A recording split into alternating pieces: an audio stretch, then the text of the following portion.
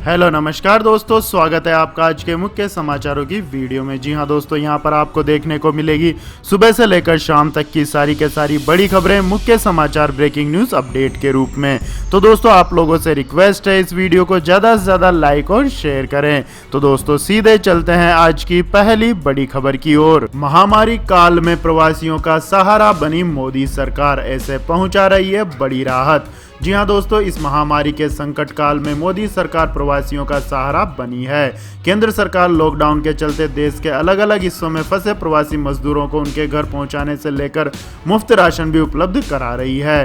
BJP के अनुसार संकट की घड़ी में मोदी सरकार 8 करोड़ प्रवासियों को 8 लाख मैट्रिक टन खाद्यान्न का वितरण कर रही है। भारतीय जनता पार्टी ने एक ट्वीट में लिखा है कि मोदी सरकार 1.96 करोड़ प्रवासी परिवारों को 39,000 मैट्रिक टन दालों की भी आपूर्ति कर रही है। इसके अलावा प्रति व्यक्ति 5 किलो खाद्यान्न और प्रति परिवार 1 किलो दाल का फ्री में वितरण किया जा रहा है।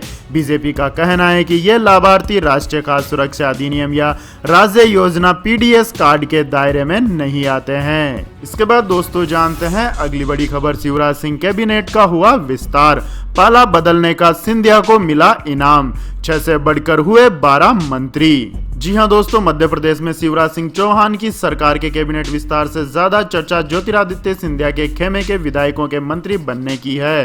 प्रदेश के सियासी जानकारों की माने तो पूर्ववर्ती कमलनाथ सरकार के मुकाबले सिंधिया अब ज्यादा मजबूत स्थिति में है। कमलनाथ सरकार में जहां उनके समर्थक 6 विधायक मंत्री बने थे, वहीं अब सिंधिया खेमे के कुल 12 विधायक शिवराज सरकार में मंत्री बने हैं। इसमें सिंधिया के समर्थक 9 और महाराज के आने के बाद वही बिहार में कांग्रेस छोड़कर आए 3 विधायक शामिल है। यही वजह रही है कि भोपाल में शपथ ग्रहण समारोह के समाप्त होने के तुरंत बाद पावरफुल सिंधिया ने कमलनाथ और दिग्विजय सिंह पर जमकर हमला भी बोल दिया। इसके बाद दोस्तों जानते हैं अगली बड़ी खबर। दिल्ली में 31 जुलाई तक स्कूल रहेंगे बंद, फिर भी जारी रहेगी पढ़ाई। जी हां दोस्तों, केजरीवाल सरकार ने स्कूलों में पढ़ाई जारी करने के लिए एक प्लान बनाया है। डिप्टी सीएम मनीष सिसोदिया ने एक प्रेस कॉन्फ्रेंस में कहा है कि राज्य सरकार लर्निंग विद ह्यूमन फील पर जोर दे रही है, जिससे ऑनलाइन क्लासेस के दौरान भी टीचर बच्चों का जुड़ाव बना रहे और डिजिटल डिवाइड पैदा ना हो। दिल्ली के उप मुख्यमंत्री सिसोदिया ने कहा है कि दिल्ली में केजी से कक्षा 8 तक के बच्चों को टीचर व्हाट्सएप के जरिए गाइडेंस देंगे। वहीं कक्षा 9 से 10 तक के बच्चों को टीचर द्वारा बनाया गया स्टडी मटेरियल व्हाट्सएप पर शेयर किया जाएगा। इसके अलावा कक्षा 11 और 12 के छात्रों को शिक्षक 45 मिनट की ऑनलाइन क्लासेस भी देंगे। इसके बाद दोस्तों जानते हैं अगली बड़ी खबर। पर्यटकों के लिए अच्छी खबर, 6 जुलाई से खुलेंगे ताजमहल, लाल किला समेत एएसआई के सभी स्मारक। जी हां दोस्तों, इस महामारी के कारण लगे लॉकडाउन के चलते देश में बंद किए गए ताजमहल और लाल किला समेत सभी स्मारकों को फिर से खोलने का फैसला किया गया है। केंद्रीय पर्यटन और संस्कृति मंत्री प्रहलाद सिंह पटेल ने कहा है कि तय किया गया है कि देश में एएसआई द्वारा संरक्षित सभी स्मारकों को 6 जुलाई से पूरी सावधानी के साथ खोला जा सकता है। मिनिस्ट्री ऑफ कल्चर के आदेश के मुताबिक 6 जुलाई से सभी एएसआई के अधीन आने वाली स्मारकों को पूर्ण सुरक्षा और एहतियात के साथ खोला जाएगा। ये स्मारक जिस भी राज्य में है, वहां राज्य और जिले के नियमों के मुताबिक इन स्मारकों को लोगों के घूमने या फिर दर्शन के लिए खोला जाएगा। तो दोस्तों, जब भारत में तेजी से इस महामारी के मामले बढ़ते जा रहे हैं, तो इस समय क्या इन स्मारकों को खोलने का फैसला उचित है? कमेंट करके अपनी राय दें। इसके बाद दोस्तों जानते हैं अगली बड़ी खबर। नेपाल में सियासी भूकंप, पीएम ओली की कुर्सी खतरे में। जी हां दोस्तों, नेपाल में राजनीतिक भूकंप आ गया है और इस झटके से निश्चित रूप से ही चीन हिल रहा होगा। नेपाल के प्रधानमंत्री केपी शर्मा ओली की कुर्सी खतरे में है और इस्तीफे की अटकलों के बीच नेपाली पीएम ओली ने अपने निवास पर कैबिनेट की एक इमरजेंसी बैठक की, जिसमें विश्वास प्रस्ताव से बचने के लिए संसद के बजट सत्र को रद्द करने का फैसला किया गया। ओली को डर है कि अगर संसद का सत्र चला तो उनके ऊपर इस्तीफे को लेकर और दबाव बढ़ेगा। नेपाल में आरोप लग रहा है कि ओली अपनी कुर्सी बचाने के लिए चीन का साथ ले रहे हैं। नेपाल के प्रधानमंत्री भारत के खिलाफ सख्त रुख अपना रहे हैं। नेपाल की कम्युनिस्ट पार्टी के नेता लगातार प्रधानमंत्री ओली के इस्तीफे की मांग कर रहे हैं। पार्टी की स्थायी समिति की बैठक में पुष्प कमल दहल, प्रचंड, माधव नेपाल, जलनाथ खनाल और वामदेव गौतम समेत वरिष्ठ नेताओं ने ओली से इस्तीफे देने को कहा है। तो दोस्तों आपको क्या लगता है, क्या प्रधानमंत्री ओली की कुर्सी बच पाएगी? कमेंट करके अपनी राय दें। इसके बाद दोस्तों जानते हैं अगली बड़ी खबर। चीन ने नेपाल में की खुफिया एजेंसी एमएमएस की तैनाती, पाक भी हुआ सक्रिय। जी हां दोस्तों, नेपाल के सियासी संकट के बीच चीन और पाकिस्तान नेपाल में भारत के प्रभाव को खत्म करने के लिए बड़ी साजिश रचने में लगे हुए हैं। भारतीय सुरक्षा एजेंसियों के मुताबिक नेपाल में चीन दखल बढ़ाने में लगा हुआ है। मिली जानकारी के मुताबिक इस महामारी के नाम पर मदद के लिए चीन के मेडिकल स्टाफ की आड़ में चीनी जासूस नेपाल में तैनात किए जा रहे हैं। रिपोर्ट के मुताबिक चीन की खुफिया agency military of state securities यानी MSS ने नेपाल में अपने पैर पसारना शुरू कर दिए हैं। नेपाल मामलों से जुड़े जानकारों का मानना है कि नेपाल और भारत के बीच सीमा विवाद का फायदा पाकिस्तान भी उठाने में लगा हुआ है। पाकिस्तान की एजेंसियां प्रधानमंत्री ओली और नेपाल के अहम नेताओं से संपर्क साधने की कोशिश में लगी हुई है, जिन्हें भारत के खिलाफ तैयार किया जा सके। इसके बाद दोस्तों जानते हैं अगली बड़ी खबर। लेकिन दोस्तों अगली खबर जानने से पहले आप लोगों से गुजारिश है कि इस वीडियो में दिखाई गई खबरें अगर आपको पसंद आई हो तो इस वीडियो को लाइक करें, कमेंट करें और हमारे चैनल को सब्सक्राइब करें। तो दोस्तों जानते हैं अगली बड़ी खबर। चाइनीज ऐप बैन होने के बाद बौखलाया चीन ने WTO जाने की दी धमकी, भारत ने दिया करारा जवाब। जी हां दोस्तों, चीन की कंपनियों के खिलाफ भारत में जिस तरह का माहौल बनने लगा है और जिस तरह से भारत सरकार राष्ट्रीय सुरक्षा को लेकर लगातार आक्रामक रणनीति अपना रही है, उससे चीन बौखलाया हुआ है। पिछले एक सप्ताह के दौरान भारत की तरफ से 59 चीनी ऐप पर प्रतिबंध लगाए जाने और चीन निर्मित उत्पादों पर रोक लगाने के लिए नए नियम कानून किए जाने पर चीन ने तीखी प्रतिक्रिया दी है और यह धमकी भी दी है कि वह भारत के खिलाफ भेदभावपूर्ण वाणिज्यिक नीति अपनाने पर विश्व व्यापार संगठन में शिकायत दर्ज कराएगा।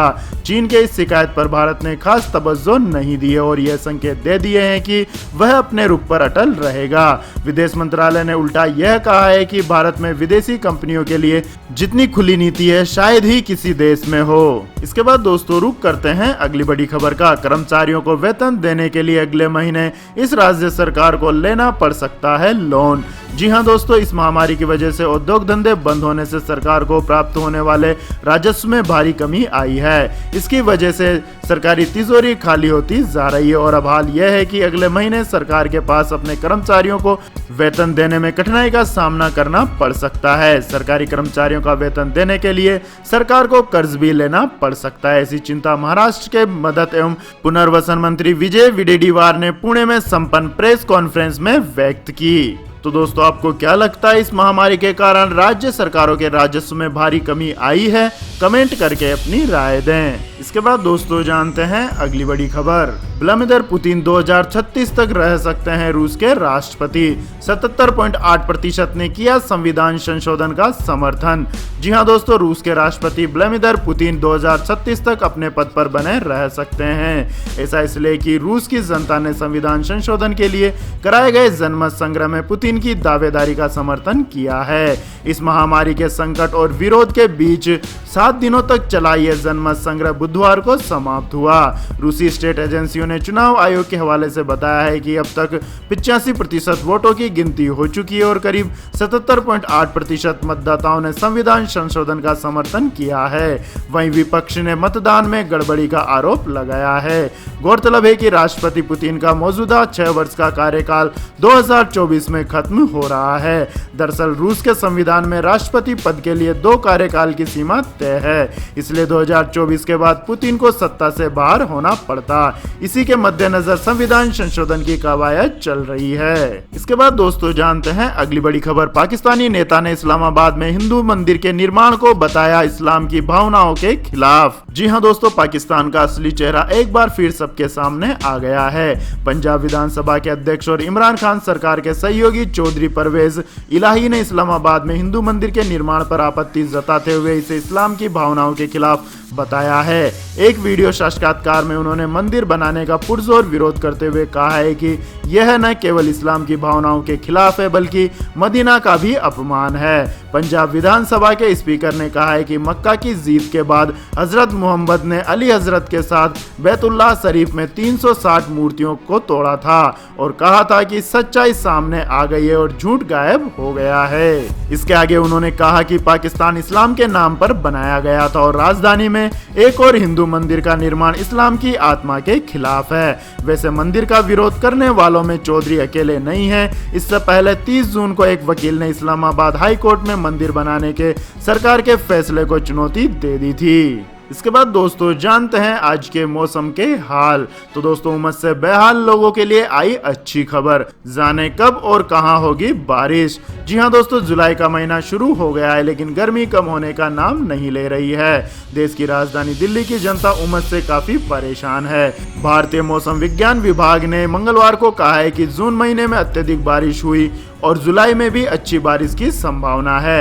आईएमडी के मुताबिक इस हफ्ते के आखिर तक दिल्ली में अच्छी बारिश होने की संभावना है। इसके अलावा दोस्तों अगले 24 घंटों के दौरान उप हिमालयी पश्चिम बंगाल, मेघालय और असम के कुछ हिस्सों में मध्यम से भारी बारिश जारी रहने की संभावना है। वहीं उत्तर पूर्वी उत्तर प्रदेश, इससे सटे बिहार, दक्षिण पश्चिमी मध्य प्रदेश, केरल के कुछ हिस्सों, तटीय कर्नाटक और कोंकण गोवा में हल्की से मध्यम बारिश के साथ एक दो स्थानों पर भारी बारिश हो सकती है। उत्तराखंड, तटीय आंध्र प्रदेश, उत्तरी तमिलनाडु में हल्की से मध्यम बारिश का अनुमान है, जबकि गंगीय पश्चिम बंगाल, हिमाचल प्रदेश, हरियाणा और पंजाब में हल्की बारिश हो सकती है। इसके बाद दोस्तों जानते हैं आज के पेट्रोल और डीजल के भाव। तो दोस्तों इस महामारी के बीच देश में पेट्रोल डीजल की कीमतों में लगातार कई दिनों से तेजी देखने को मिल रही थी। ऐसे में आम आदमी की मुश्किलें और बढ़ती जा रही थी, लेकिन पिछले 3 दिनों से पेट्रोल और डीजल की कीमतों में कोई इजाफा न होने से थोड़ी राहत मिली है। सरकारी ऑयल मार्केटिंग कंपनी आईओसी ने आज भी पेट्रोल डीजल की कीमतों में कोई बदलाव नहीं किया है,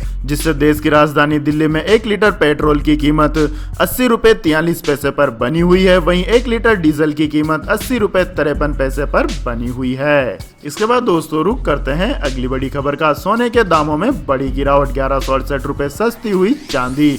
जी हां दोस्तों, दिल्ली सराफा बाजार में सोने और चांदी की कीमतों में बड़ी गिरावट देखने को मिली है। सोने के भाव में 488 रुपए प्रति 10 ग्राम की कमी आई है। वहीं चांदी की कीमतों में 1168 रुपए प्रति किलोग्राम की कमी आई है, जिससे सोने की कीमत 39,135 रुपए प्रति 10 ग्राम हो गई है, जबकि 1 किलो चांदी की कीमत 50,336 रुपए पर आ गई है। इसके बाद दोस्तों जानते हैं अगली बड़ी खबर। अब आपको बैंक जाने की नहीं है जरूरत, मुथूट फाइनेंस आपको घर आकर के देगा होम लोन और गोल्ड लोन। जी हां दोस्तों, मुथूट फाइनेंस ने लोन@होम नाम से नई सर्विस शुरू की है। इसके तहत ये एनबीएफसी ग्राहकों को उनके घर पर जाकर उन्हें गोल्ड लोन देगा। इसके लिए ग्राहकों को ऑनलाइन अप्लाई करना होगा। इस महामारी काल में लोगों को घर से बाहर निकलने में हो रही परेशानी को देखते हुए मुथूट फाइनेंस ने यह कदम उठाया है। इस सुविधा का लाभ लेने के लिए आपको मुथूट फाइनेंस के मोबाइल ऐप या इसके वेब पोर्टल पर अप्लाई करना होगा।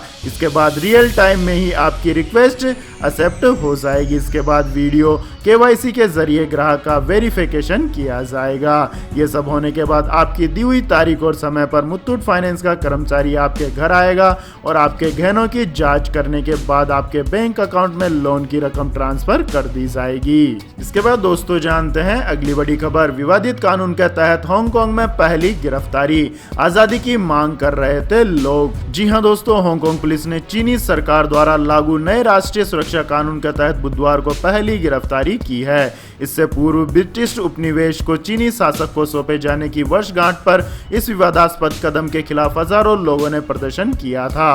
पुलिस ने कहा था कि इस कानून के तहत कम से कम 10 लोग गिरफ्तार किए गए हैं। इसमें से 2 लोगों को हांगकांग की स्वतंत्रता की मांग कर पोस्टर और झंडे दिखाने के लिए गिरफ्तार किया गया है। इसके बाद दोस्तों जानते हैं अगली बड़ी खबर। अब रूस के इस शहर पर ड्रैगन ने किया दावा, कहा 1860 से पहले था चीन का हिस्सा। जी हां दोस्तों, चीन पिछले कुछ दिनों से लगातार अपने पड़ोसी देशों के साथ सीमा विवाद पैदा कर रहा है।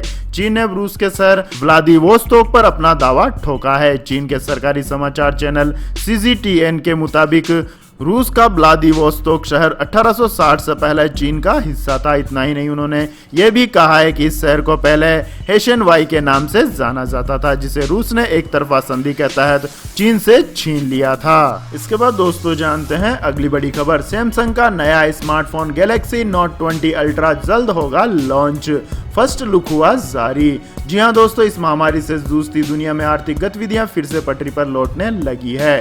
खासकर मोबाइल फोन इंडस्ट्री अपने फुल स्विमिंग में वापस आती दिखाई दे रही है। मोबाइल फोन निर्माता कंपनियां स्मार्टफोन के लगातार नए नए मॉडल लॉन्च कर रही है। इसी कड़ी में सैमसंग भी अपनी अगली गैलेक्सी सीरीज का नया फोन लॉन्च करने जा रहा है। इस फोन की तस्वीरें कंपनी की वेबसाइट पर लीक हो गई हैं, जानकारी के मुताबिक सैमसंग अपने पॉपुलर गैलेक्सी सीरीज का नया स्मार्टफोन लॉन्च करने जा रहा है। सैमसंग का नया फोन गैलेक्सी नोट 20 अल्ट्रा नाम से मार्केट में आएगा। इस फोन के अगस्त में लॉन्च होने की बात कही जा रही है। तो यह थी दोस्तों आज की सभी महत्वपूर्ण बड़ी खबरें। तो दोस्तों आपको हमारा ये वीडियो कैसा लगा कमेंट करके जरूर बताएं और हमारे इस वीडियो को अधिक से अधिक लाइक और शेयर करें। साथ ही हमारे चैनल को सब्सक्राइब करके बेल आइकन का बटन भी दबा लें। धन्यवाद। जय हिंद, जय भारत, वंदे मातरम।